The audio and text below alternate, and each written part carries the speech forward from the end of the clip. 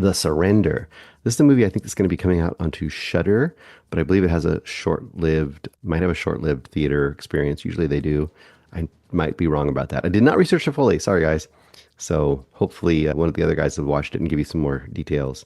Directed by Julia Max. Two main stars here. There's several people, but the two main ones that you go with here is a daughter. When I say daughter, like an adult daughter, she's probably in her late 20s, early 30s at the most, probably late 20s. And that's Megan, played by Colby Minifie. Now, that name struck a chord with me, and her face struck a chord with me as far as, do I know this person? I think I know this person. And then I went back and checked, and I said, yeah, I do know this person. She's in The Boys. I don't remember the character's name, but in The Boys, with all of the superheroes in the main, essentially their Avengers, there is the main like corporate assistant woman who slowly gets more and more of a role as the series goes on. And she is played by Colby Minifie, and she's a very memorable character in that series. So I was like, oh, wow, she's playing a very different character here in this movie, The Surrender. Anyway, she's the daughter, adult daughter, and then her mother is Barbara, played by Kate Burton. And at the beginning of this movie, her Megan's father is going through the last days of his life. He's essentially on, I don't call it death watch anymore, but he basically is at home, has been very ill for a long time. He's being cared for by the mom, and the adult daughters come there, and she's helping out in his last days.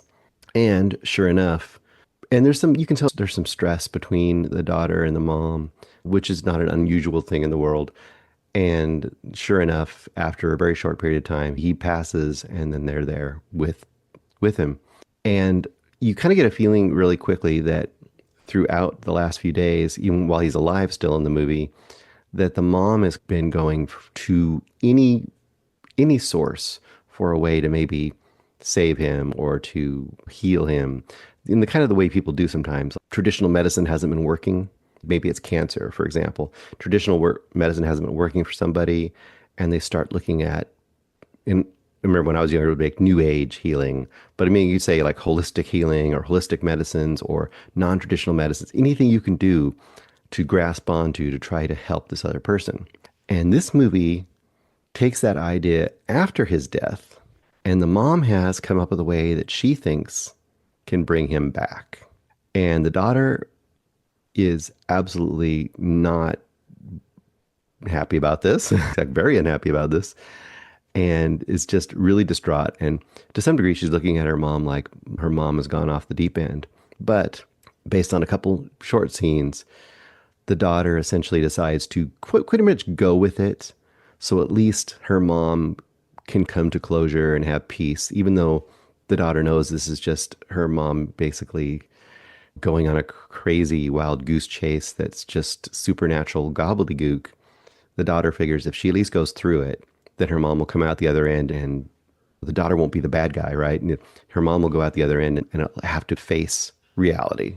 So that's why the daughter sticks with it. Because that was my first thing in this movie, is you're going to be like, why would the daughter go along with this cockamamie plan that they've got? I'm not going to go through what all the plan is, but it's on Shudder, so you can guess that it's probably something supernatural. And essentially, most of the movie is that plan. Now, this movie is definitely better than The New Boy, which I just went through. But this movie also does have a bit of a great concept that isn't quite played out fully for me in a way that is fully satisfying. First of all, super solid performances by both those leads. We do have another character that comes into, I'm not going to describe who it is because that kind of gives away what their plan is. But let's just say when the plan goes into action, it becomes a limited storytelling in far as there's just 2 or 3 characters pretty much in the home with the dead father trying to make things better.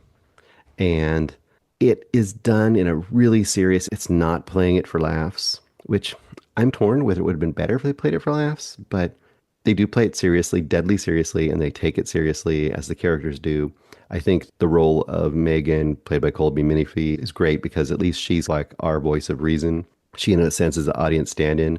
So as some of these super unorthodox methods are being employed, she's saying, what the heck are you doing? Or let's come on, this is ridiculous, kind of like we would. And as these efforts get more extreme, you're like, oh my gosh, she's gonna have to just back out now. She has to stop this. But she doesn't. And that is like when I'm like, that's when I was like really leaning forward. Oh, this movie's getting really interesting. Then it doesn't get very interesting. That's the problem. It gets really interesting. I would say the first half, maybe almost two-thirds, even though it was a slow burn, I was sold. I was bought into it. I was really interested to see where it goes. And I really liked the way it was going there. And then it just didn't didn't have a great way to end it, unfortunately. And I think that's the biggest knock on this movie for me. The biggest failure is the final third, the final act just lays there. It doesn't give me that extra oomph that I needed. I needed to either fully go for it and go gonzo in a horror movie extent, or it needed to fully go somewhere. But it just took the idea and it just fizzled out as for me. I still think it's good enough to recommend. I'll probably go 3 stars on this. I mean, it's not a high recommend, it's a barely recommend. I think if you're into horror movies, you're into pretty well acted dramatic horror movies, strength on the dramatic and weakness on the horror, much more dramatic than it is horror. It's really mostly a family grief drama.